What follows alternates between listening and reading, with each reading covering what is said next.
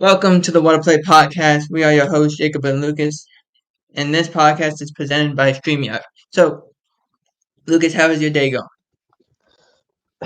It's all right. Just got out of work, so Okay. So let's relax a little bit. Let's talk some football. So we first begin with week 14 recap. We understand we missed last week. We get it. yeah. We'll try to be better. Lucas is busy. So let's first begin. The Bears shocked the Lions. Now, this explains how every team can get got in the NFL. The Bears beat the Lions 28-13. I'm concerned for the Lions. I'm very concerned. You barely beat a New Orleans team that has been terrible. You've struggled against teams, and you almost lost to Chicago last time. And I like Justin Fields. I think he's there in Chicago next year. But that's not what we need to talk about. We need to talk about how the Lions, they got to play Minnesota twice, and then they got to play Dallas. How are we going to do this? Yep, I agree. I think if you're a Lions fan, you should. I wouldn't say you should panic, but maybe you should. They've been coming from behind in games that they should win, and getting into playoff territory. Uh, you know, I mean, you're gonna lose if you're playing the way that they're playing, so they need to step it up. Well, as we move on, we will talk about teams that have been playing from behind. But let's then go to the Rams, who really played very well against the Ravens, even though they did lose in that game. The Ravens beat the Rams 37-31 in an overtime game. Well, let's be honest. Matt Stafford wasn't the reason you lost that game. No. It was just Baltimore being Baltimore and nearly losing at the end. That's all you can say. Puka Nacua was great. I mean, if you had a tight end, maybe something happens. So I'm not exactly sure how to look at this. From a If I'm looking at this in a Rams fan perspective, I'm not sure what their chances are at making the playoffs, but they looked really good. And the Ravens are what, like the 1 seed in the AFC. right, So the Rams looked really. I mean, they lost by a punt return in overtime. So it's not to say that they're a bad team at all. That's just how it goes. But the Ravens looked like the best team in the AFC in that game. So definitely not a knock on them. I think the Rams are underrated, but the Ravens showed up when they needed to. right, and I think the concerning thing for the Ravens is they might have lost Kyle Hamilton for a little while, Yes, yeah. so he affects how their defense is. I mean, the guy's like 6'4", but he plays like he's 7'1". It's insane how he just plays. He covers so much ground, but it's it's interesting that the team that gave the Ravens the most fits were the Rams. Yep. I thought maybe the Lions would have. That didn't happen. But it also shows that's how the Ravens were going to play. It was raining, kind of a sloppy game, near the end anyway.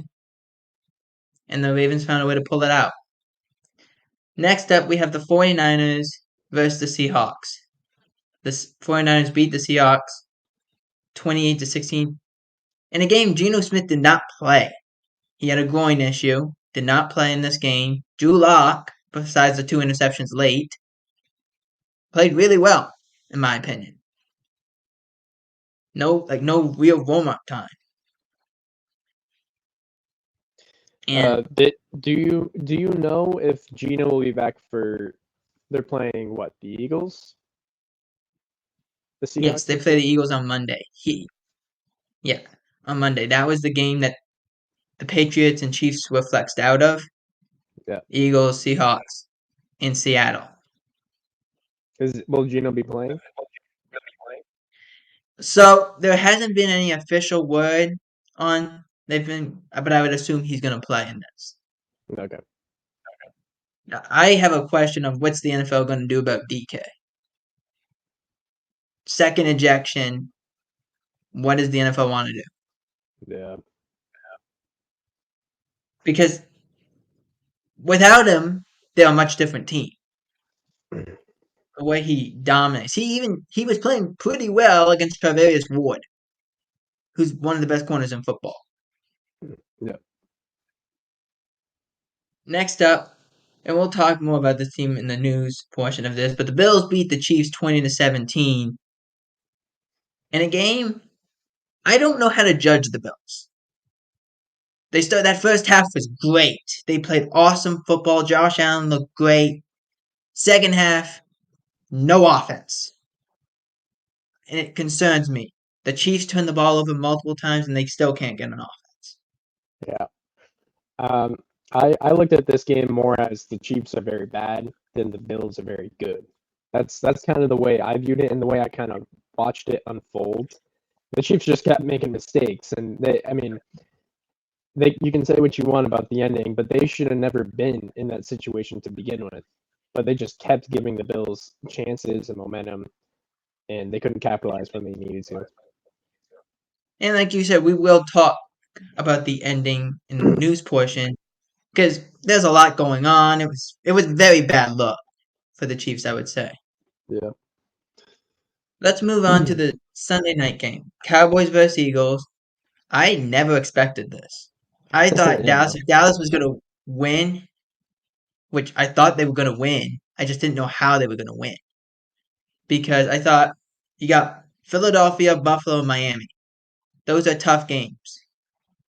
And then you look at it and you're like, Bills slide by the Chiefs, which they've done in the last month. They just slide by people or they get beaten. The Dolphins, we don't know how to judge them half the Yeah. time because either they beat bad teams or they beat a decent team, and then the next thing you know, they're looking up. They don't know what's going on. And the Eagles, I've said this past month. I don't know how they play. They don't do well. And I put down the recap of last week for the Niners Eagles. They lost 40-19, 42-19. They lost this game 33-13. They didn't score an offensive touchdown. Yeah. Their one Yeah. touchdown was a defensive touchdown. And the run game was fine. Your three-star players turned the ball over. Hurts fumbles. AJ and Devontae both fumble. And that was it. That's all I can say. I don't know how to look at this. You know what I thought after this game, when this game was unfolding, Jacob?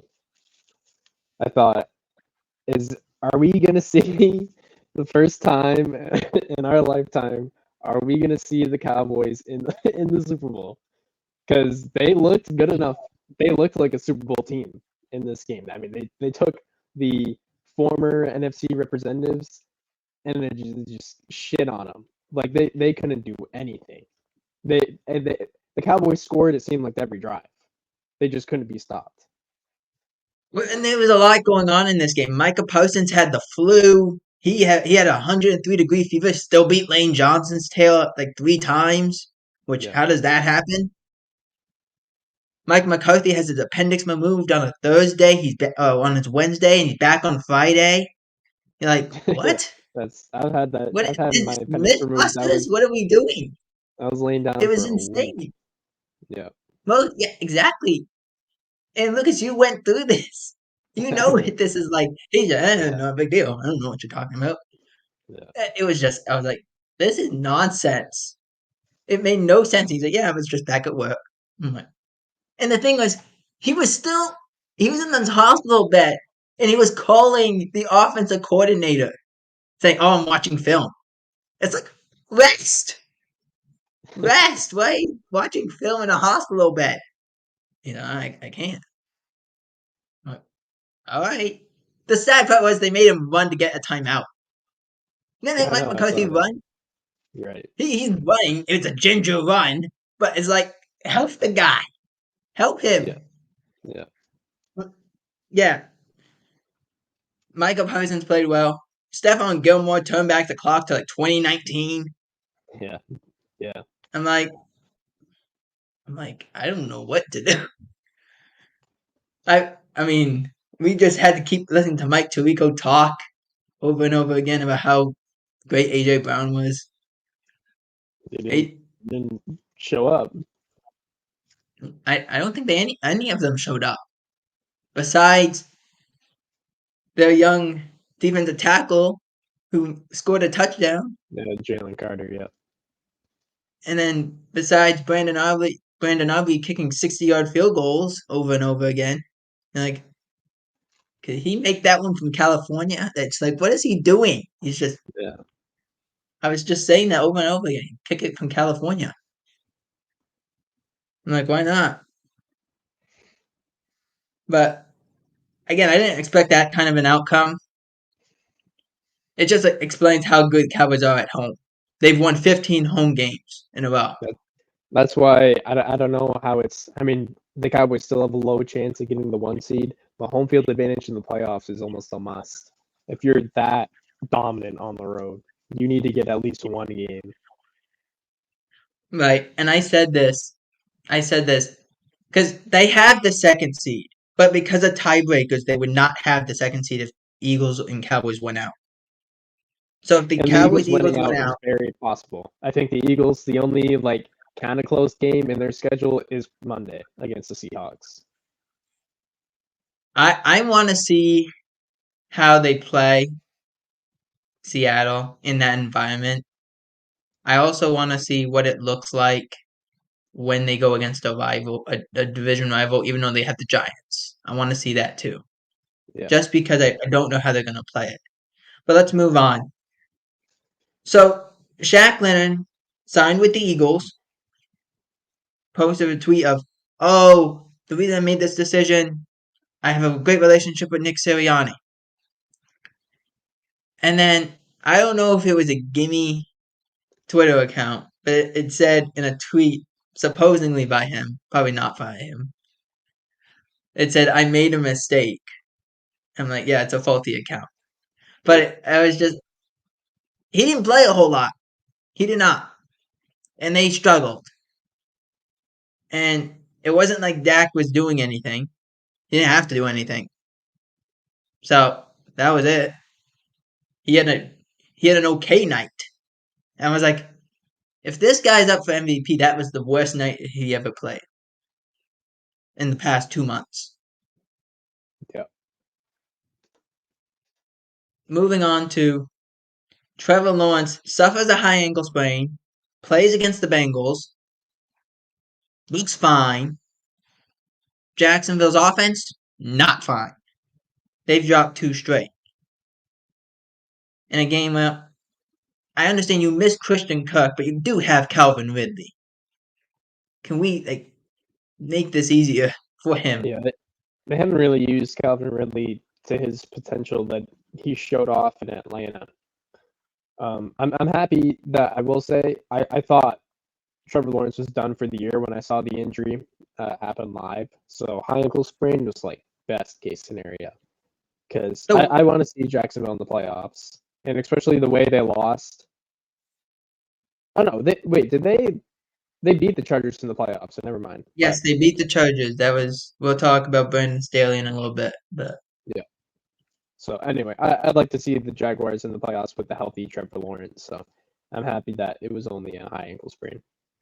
I wasn't mad at the injury. I was more mad they made him limp down the hallway. I'm like, we're gonna Yeah, make him no, limp. We can't get him a cart or something. yeah, Like, give him a cart. I mean, it doesn't help. Christian Kirk is out 6 to 8 weeks. He had core muscle injury, out 6 to 8 weeks. We'll see what happens. But moving on, Jim Harbaugh. They ended up winning the Big Ten championship. According to what I saw, he really wants to coach in Chicago. That might change because of the Chargers job. He loves Justin Herbert, but he played in Chicago. Bill Polian was there in Chicago when Harbaugh was there. That, to me, is his best spot. just my opinion, is Chicago. That's his Oh, best spot. I wonder if he believes in Fields or maybe he wants a new quarterback over there. I don't know. Well, they do have the option that Carolina's been so bad they still have the number one pick and they can make the playoffs. Yeah, That's that's crazy. insane. Yeah, Moving. This is. I don't know if you saw this. It was all over the place. In the 49ers Eagles game, 49ers Dre Greenlaw, and I just put Eagles staff. I'm not going to give him credit for deciding to go take umbrage with a player. yeah, But Eagles security get into a little argument. Head security was not allowed to be in the Cowboys Eagles game. Different places have said different things that this is the outcome that the NFL decided, and other places have said that the investigation is still ongoing. So we're trying to do with the horse's mouth at this point. But I didn't like this. To me, I thought this affected the game. To me, it was unnecessary. I'm like he wasn't even near the coach, which is his job to protect the coach. He's like yeah, 10 yards away from him. I just thought, why are you there? Don't affect the game. Which the NFL sent out a memo saying, look, in no circumstance can someone who is not football personnel touch a player. And they never had this rule because they never had to. I'm assuming something happens in the off season, but that's the punishment as of now. yeah. I thought it added so much more things. Like to the situation, it escalated so much it didn't make any sense. Like he should not be putting his hands on Dre and then making it about himself. Like this is a football game. Like what are we doing here?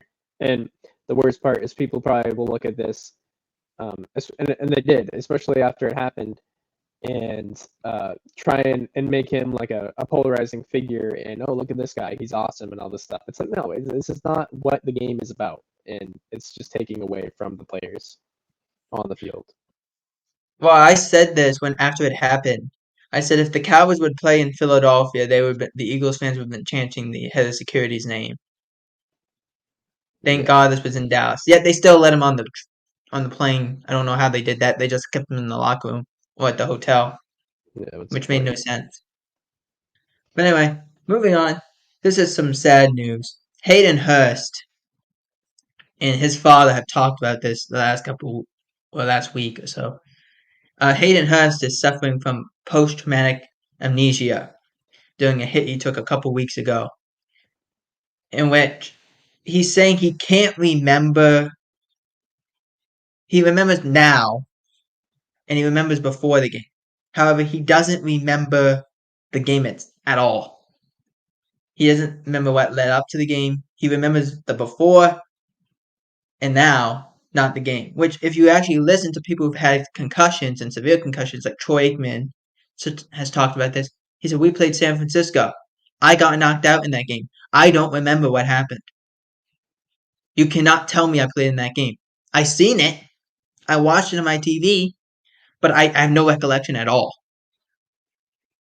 And it's Yeah, just very sad, and it tells you the dangers of the sport.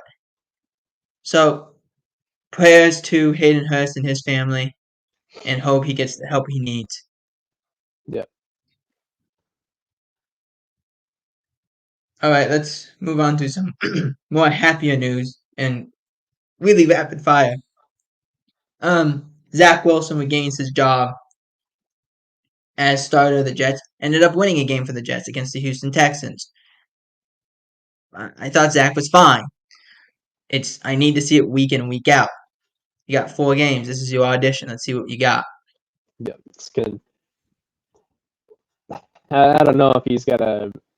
I don't think he's got a first string quarterback spot waiting for him next year or whenever his contract expires. At this point, we're looking at a solid backup, and I think he could be that. So, like you said, if he can be consistent and just be solid, he could have a place in the NFL for a long time. I want to see because Aaron has said he will come back at some point next year, but I said I don't know if anyone can operate this offense. The fact that it's just an Aaron Rodgers offense. I don't think anyone else can operate it but Aaron Rodgers.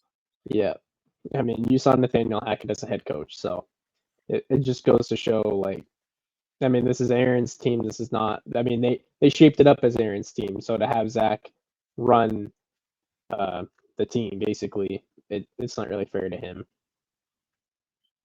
All right, moving on to, as we'll continue to go quickly here, Roger Goodell. The NFL had their owners meeting. The plan is they're going to ban the not the horse collar tackle, but the the tackle of putting all your body weight on the ankles of the players. That's supposed to be banned. Every owner has said that it's going to get banned. So probably by March that will be banned. There was talk about Goodell saying he wants to permanently ban it, the brotherly shove play. Troy Vincent talked about it and said, well, it might not because it's only the Eagles that have been really good at it. Which that's just a testament of how good that offensive line is and Jalen Hurts is. I don't particularly like the play. I think it's ugly. I think it's also the only thing they do on offense that it's 3rd and 1, 4th and 1, let's just do this. I'm not too happy about it. But if Goodell wants it banned, it will be banned. That's just the way I look at it too. If he wants it banned. Yeah, and the Eagles were really good at quarterback sneaks even before the brotherly shove anyway. So even if they ban it, they're still going to be really good at those 3rd and short situations. So it's not really a big deal if it happens, And, if it and doesn't happen. it's not quickly. It's not the fact they run it. It's I have two parts of this. It's not the fact they run it. It's the fact they run it a lot, and the fact that there's times Hurts doesn't even move in the back. The people in the back are just pushing him. Yeah. Like he's just getting thrown over. That's my fault with it.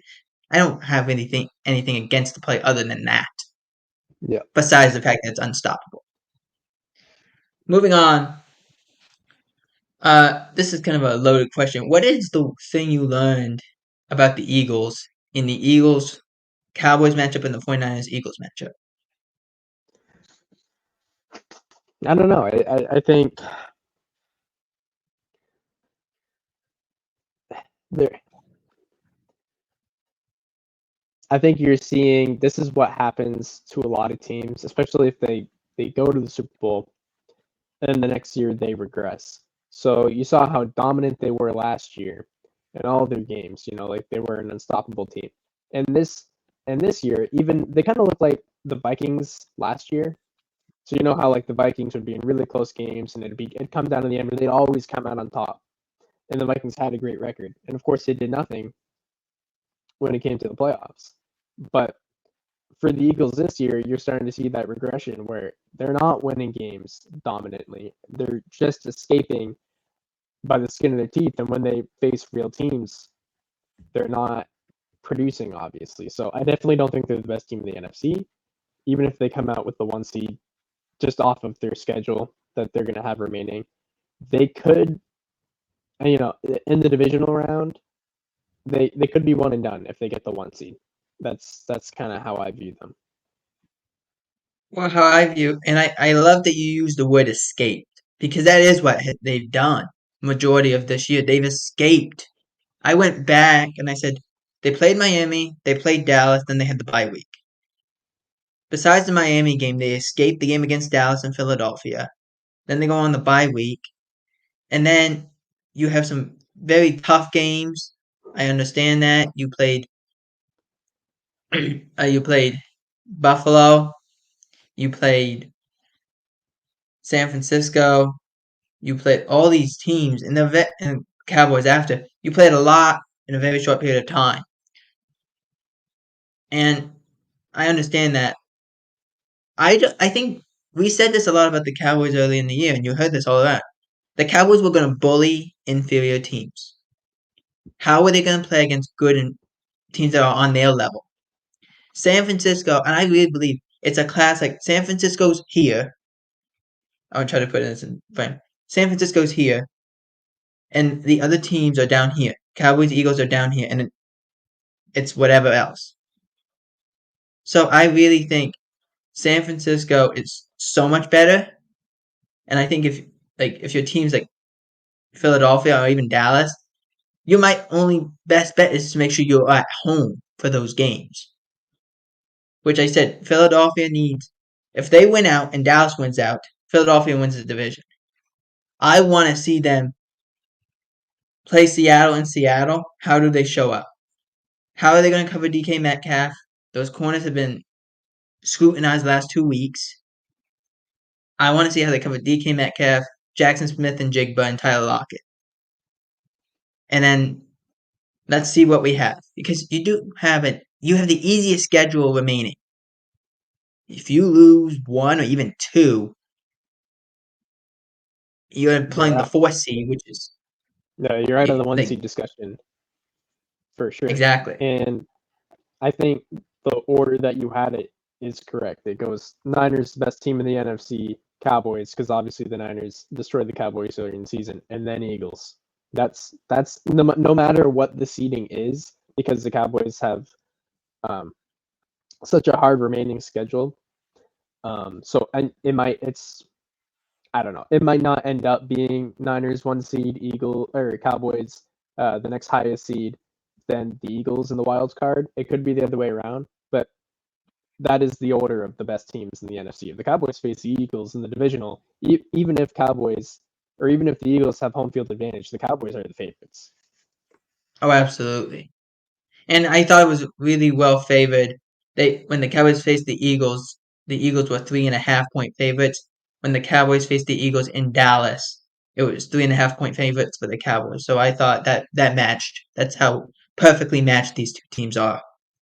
Yeah. All right, let's move quickly. Joe Flacco, and I really wanted to put all kinds of things. I stuck with Revenge Tour because I'm like, this 38-year-old was on his parents' couch 2 weeks before, signs with the Browns out of necessity. They play the Rams, they lose to the Rams, and then they go in, and he turns to back like 2011, 2012 Joe Flacco. Like, I couldn't believe it. He's Yeah. just back there, he'll have an occasional interception, but he's just boom, boom, here we go. And I'm like, is it really that he was just on bad teams? Or is there something different with this Cleveland Browns team? Which I came and said, yeah, there's something different with this Browns team. The way Jim Schwartz is the coach on that defense, Myles Garrett, this offense is really good. It doesn't even matter. They have a 38-year-old. Who cares? Let's go. Yeah, I'm happy about it. I've always liked Joe Flacco, so I'm happy that they're making a playoff push or whatever they're doing. So I'm here for it. The Browns also have won games with 4 different starting quarterbacks this year. Yeah, Just to say. good All defense. right, their defense is awesome. Let's move on. Justin Herbert out for the remainder of the season with a broken finger, and man, Brandon Staley could have used him yesterday, as Brandon Staley was fired at 12 o'clock this morning. I honestly could not believe this. How did they let him back on the plane? Why did they leave him in the Las Vegas Strip? Just leave him there. Yeah, Go into a casino. Let's fly out. They end up firing also the GM Tom Telesco. And good, they're just clearing house. good. Now, before you go, I want to say this: the people they named, I laughed when I saw this. This the interim head coach is a defensive assistant named Giff Smith, and Look, their replacement GM for the time being is JoJo Wooden. I mean, Doesn't it sound like fictional characters? it's not It just a sounds like book by its cover. Maybe they'll win the I don't know. Well, they can't they'll win the win Super Bowl. the greatest names award or something. We'll make an True. award. 'Cause it's like, what is happening? No, I thought it was gonna be Kellen Moore, to be honest with you.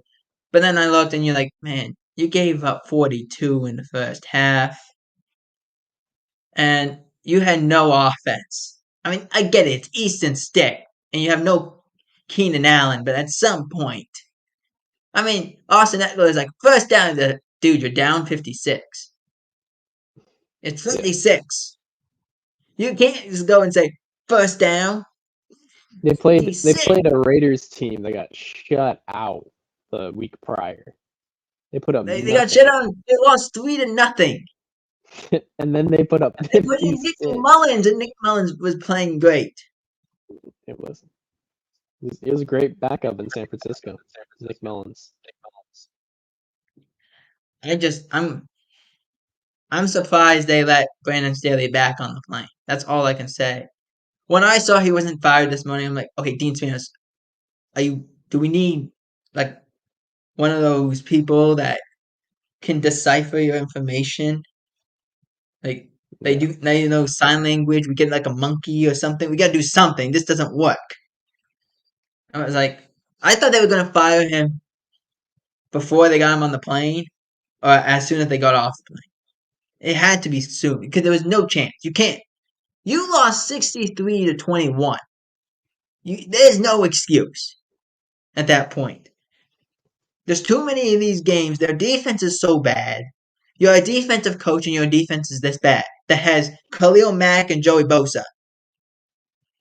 That should Yeah. not happen. That shouldn't happen. They had Jacoby Myers throw a touchdown. They were playing with you in the second quarter. I was just sitting on my TV. I'm like, okay, I am a big fan of points. I get that. Stop them, please. Yeah. Al Michaels was having the time of his life. Most points he's seen since Sunday Night Football. Well, it's probably the most points he's seen since like the week before. Like Yeah. that's what, 2 weeks before. So if you pick the over, you won. I guess that's the only thing I can come back with. Yeah. All right, moving quickly here. Kadarius Toney. The Chiefs end up losing that game to the Bills, and Kadarius Toney lines up offsides. This happens. You don't see offensive offsides a lot, even though we've seen it quite a bit the last couple games. But he lines up offsides, and it's clear and obvious. And he goes and he says, "Ref didn't warn me." Still saying that today. Ref didn't warn me. Man, they don't have to warn you. They don't have to warn you. It says in the rule book, if there's offensive offsides, you don't have to be warned by the official. They can just throw the flag. And he threw And the flag immediately. and if you see the video, he looks over, gives a thumbs up, and before he would even have time for a referee to give him a thumbs up, he looks away. Like he looks over, then he looks away. So you had no time to even see if you were on sides. You just made you just swiveled your head. So there was absolutely he definitely didn't get confirmation that he was on sides. And I will say, I get where they're coming from, where Dan Orlovsky showed all these plays where Kadarius Toney was offsides and they didn't call it. I don't know why they called it there, but it's not like the play happens and then they called the flag. You see that a lot in the NBA where it's like they won't call a penalty and then they see that they actually made it and then they'll throw the penalty or they'll blow the whistle, whatever. Well, my whole They thing. didn't know Yeah. in that situation that Kadarius Toney that everything that happened was going to happen. Okay, so it's not like they were doing it out of spite, just to send him back. You can't. I don't care how many times he was doing it, and then they just called him then. Maybe they didn't realize it up until then. It doesn't matter. What's important is that you were breaking the rules, and then the people who enforce the rules called you out on it, which is their job. And we complained about them not doing it all the time, or doing it in situations when they're not supposed to. So let's appreciate it when they actually call a penalty when it's a penalty, and not say that they shouldn't call it because the play was really cool. Oh yeah, I saw a video about that though. It's we were gonna call the penalty because Kadarius Toney was offsides, but sorry, Bills fans, that play was really cool. So we're gonna pick up the flag and let it stand. That's not what's gonna happen. What annoyed me more was the fact that Mahomes was so upset. Yeah, It's I like it's hated clear it. and obvious. He's offside.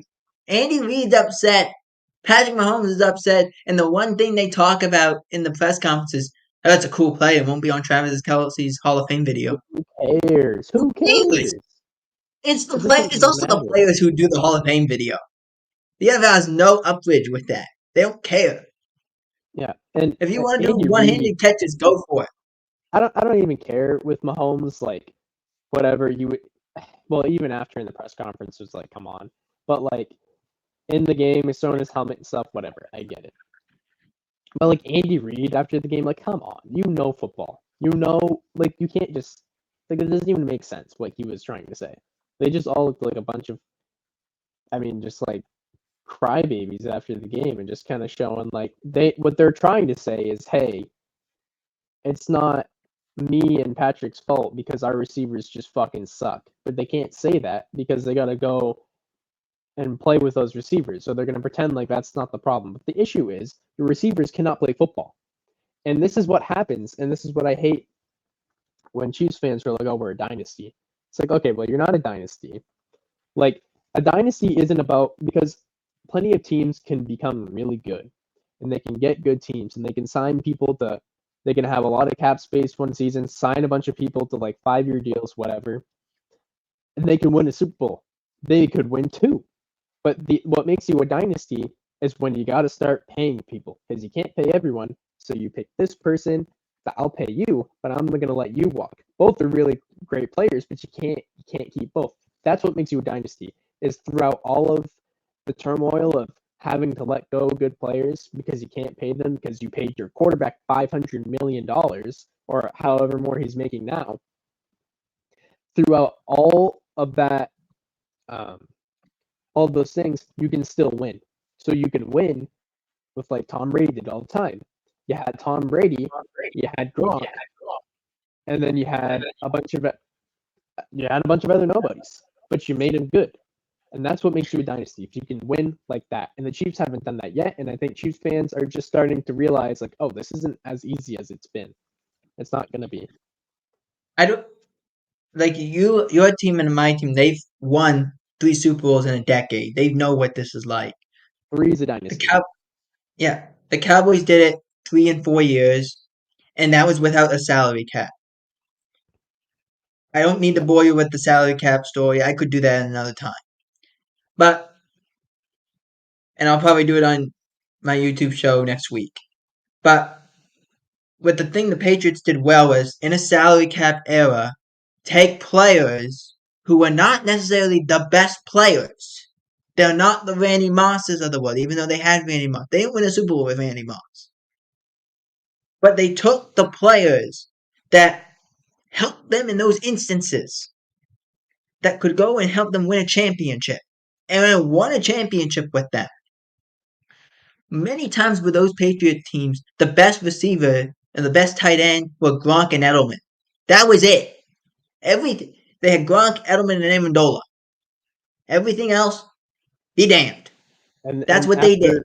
after Edelman and Amendola, it went from like the receiver skill level being like here down to like here. And those players, even the players down here, had to step up in big moments because who was getting all the attention?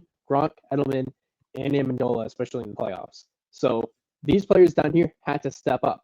And when you look at like an MVS is a good example of a Chiefs player that's down here, he's not stepping up. He can't play football. So they need to find their system guys. They can't pay everyone. They can't have, what those teams where they had Travis Kelce, Patrick Mahomes, Tyreek Hill, Kareem Hunt. That's not what it is. That's not what it is being a dynasty. Well, you look at their team in the wide receiver room before. I'll go to Chris Jones and Travis Kelce and Patrick Mahomes in a second. But you look at their wide receiver room. Kadarius Toney, Marquez Valdez-Scantling. They've traded Rasheed, back. Rasheed Rice. Yeah, Rashid Rice, but he's a rookie.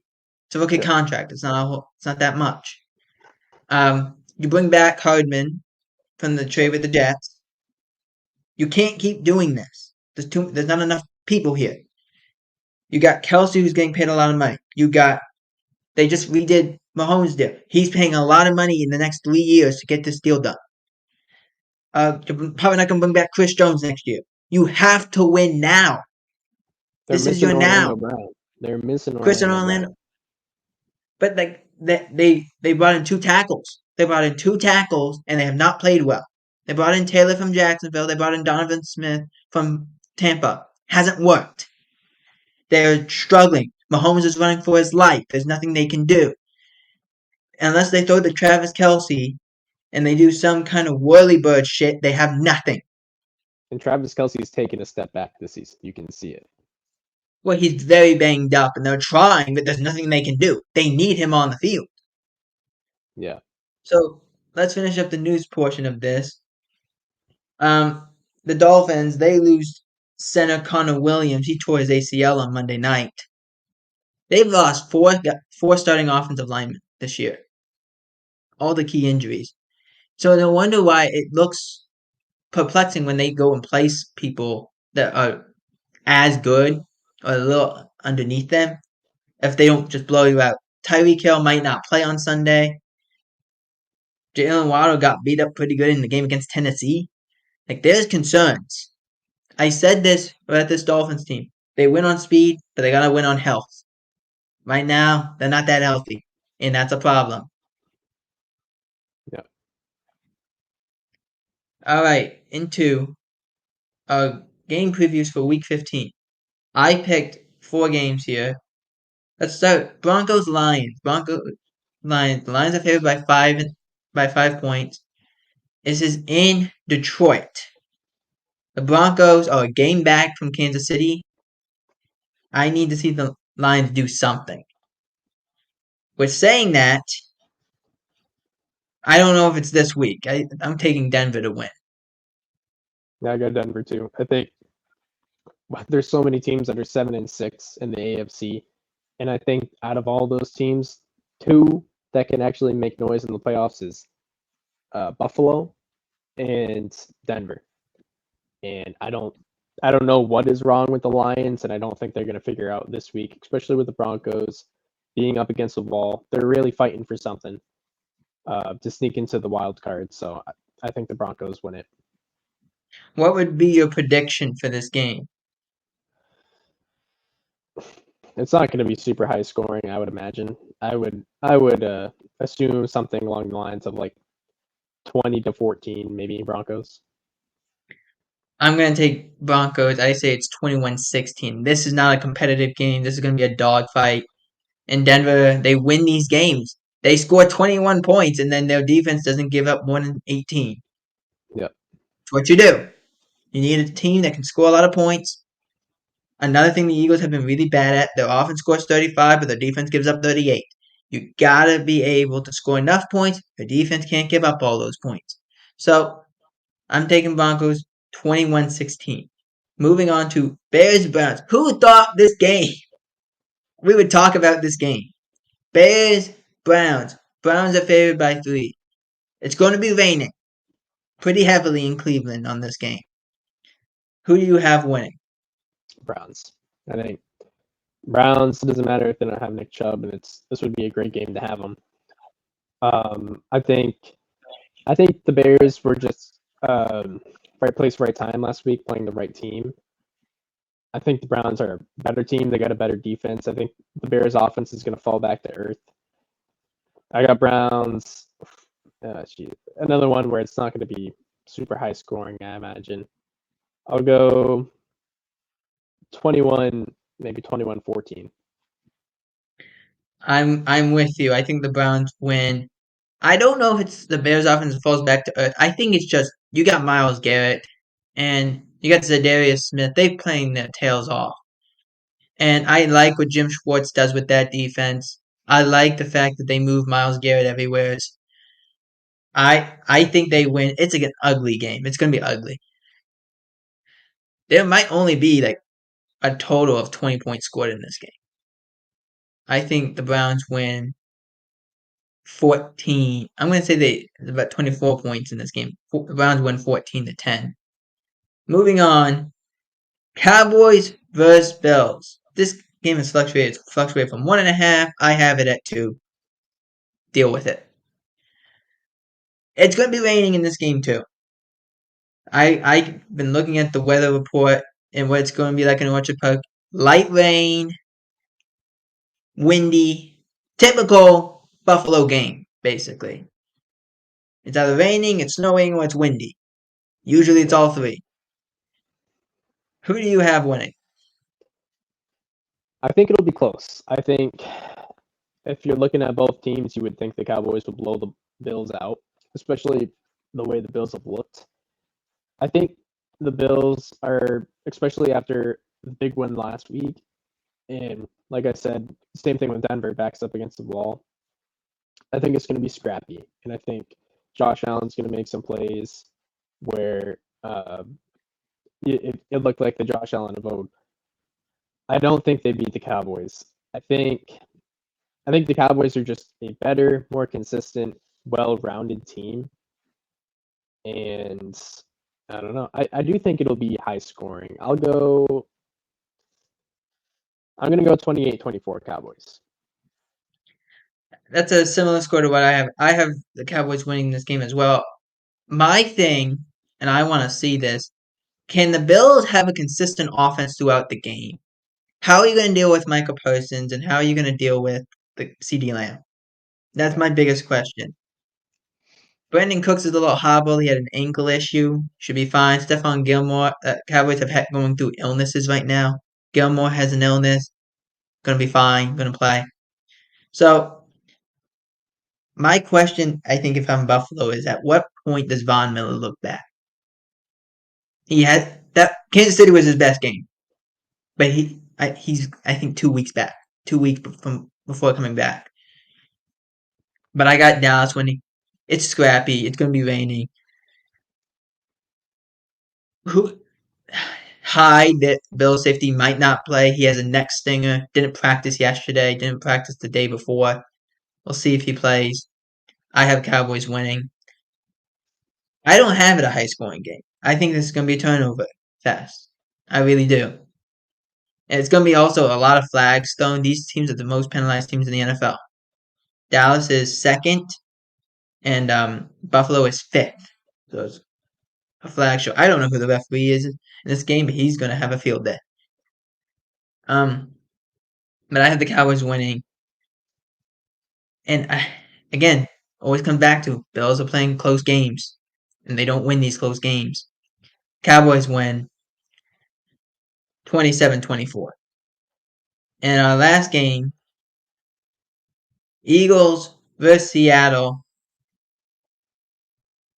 The Eagles are actually 3.5 point favorites. I have it down as 3.5 points for the Seahawks, but it's 3.5 for the Eagles.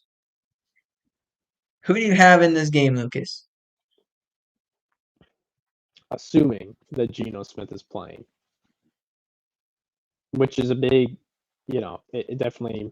I think for me, if Geno Smith plays, that completely changes the outcome. If he does, if he doesn't, I think the Seahawks win. I think, I think this is a game that the Eagles should have. The Eagles are a better team. The Seahawks are a good team. I think the Eagles are a threshold higher. I think, especially after the whatever happened to their offense last week, I don't think they believe in themselves. I think it's starting to get to a point where Eagles players are going to get frustrated and they're not going to know what's going on. If Pete Carroll can come with a good game plan and Geno Smith is the quarterback, I think the Seahawks can win a close game. So I'll go Seahawks 24, Eagles 20. We've both on the same side on this one too. I think Seattle will play this game like they played Dallas. Quick passes, get the ball out.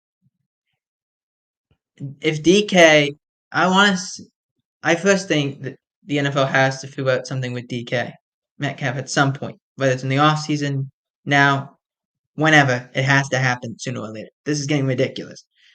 But I think it's Seattle. It's loud. The way if DK Metcalf goes off in this game, and he might, if they put him against some of these corners, they don't tackle very well. That was the Cowboys' issue really against the Seahawks. They didn't tackle well, and he went off. He had 3 touchdowns. I think it's a similar game.